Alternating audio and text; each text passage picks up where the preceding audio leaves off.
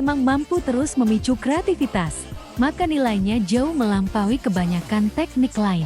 Berapa jurus yang diperlukan untuk menentukan kemenangan melawan orang seperti itu? 1 jurus? Atau justru ratusan jurus? Qin Mo bergumam pelan. Dia memang lawan yang menakutkan. Benar-benar tubuh tuan palsu. He Qingyu langsung menoleh kepada kepala desa. Apa maksud tubuh tuan palsu? Kepala desa mendengus. Pengetahuanmu terlalu dangkal. Tidak perlu bertanya.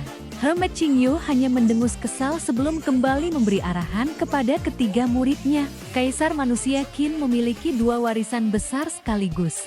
Kekuatan sihirnya sangat padat. Jangan mencoba mengadu kekuatan sihir dengannya. Ucapan itu berasal dari pengalaman pahitnya sendiri. Ia baru saja dikalahkan Qin Mo dalam adu kekuatan murni. Gerakan tubuhnya sulit ditebak. Kecepatannya luar biasa, dan jika dia berhasil mendekat, kalian akan kesulitan melepaskan diri. Teknik tinjunya berasal dari Thunderclap Monastery. Kekuatannya sangat besar. Selain itu, dia juga menguasai teknik 9 naga keluar galing serta mampu memadukan teknik menempa harta ke dalam pertarungan. Bagian terakhir itulah yang paling membuat He Qingyu frustrasi. Ia belum pernah melihat seseorang menempa senjata di tengah pertarungan, lalu langsung menggunakannya untuk menyerang. Mu Qingdai mengangkat tangan. Paman Guru, kalau begitu kami harus bertarung bagaimana? He Qingyu langsung terdiam. Iya. Baru sadar bahwa hampir semua keunggulan Qin Mo sulit dilawan. Kekuatan sihirnya luar biasa, kecepatannya tinggi, gerakan tubuhnya rumit, tinju, dan defanatnya sangat kuat. Bahkan teknik menempa harta pun dipakai sebagai senjata. Bagaimana cara mengalahkannya? Long Yu tiba-tiba berkata mantap, kalau begitu, kita lawan dia dengan pedang. He Qingyu hampir memuntahkan darah. Di sampingnya, kepala desa tersenyum lebar. Kalau soal pedang, Muer sudah memasuki ranah keterampilan.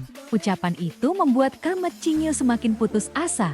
Dalam hati ia terus mencari kelemahan Qin Mo. Mungkin daya tahannya. Namun setelah melihat kondisi Qin Mo yang masih segar setelah pertarungan sengit tadi, dugaan itu langsung gugur. Pengalaman bertarung lebih mustahil lagi. Cara bertarung Qin Mo liar, kreatif, dan penuh improvisasi. Jelas pengalaman tempurnya sangat kaya, jauh melampaui murid-murid Little Jade Capital yang jarang turun ke dunia luar. Kemampuan beradaptasi, He Qingyu menggalang lagi. Kalau kemampuan itu buruk, Qin Mo pasti sudah lama mati. Akhirnya ia hanya bisa berkata singkat, sesuaikan dengan keadaan. Ketiga muridnya saling berpandangan. Setelah menjelaskan sepanjang itu, akhirnya hanya berkata beradaptasilah. Lebih baik sejak awal tidak usah menjelaskan sama sekali. Long Yu melangkah maju. Kaisar manusia Qin, aku ingin bertanding pedang denganmu. He Qingyu hanya bisa menutup mata. Kepala desa sudah jelas mengatakan bahwa Qin Mo telah mencapai ranah keterampilan dalam ilmu pedang. Menantangnya dengan pedang hampir sama dengan mencari kekalahan. Qin Mo justru tampak tertarik. Saudara Long Yu, aku pernah mempelajari 14 Rotting Shadow Sword milik Sekte Dao. Bagaimana ilmu pedang Little Jade Capital dibandingkan dengannya? Long Yu tersenyum tipis. Ilmu pedang kami tidak kalah. Qin Mo mengangguk lega. Kalau begitu bagus. Ia tersenyum ramah. Pedangku cukup berat. Kadang aku sengaja memakai beratnya untuk menjebak lawan. Tapi karena ini hanya adu ilmu pedang, aku tidak akan menggunakan cara itu. Kemudian ia mengingatkan dengan tulus.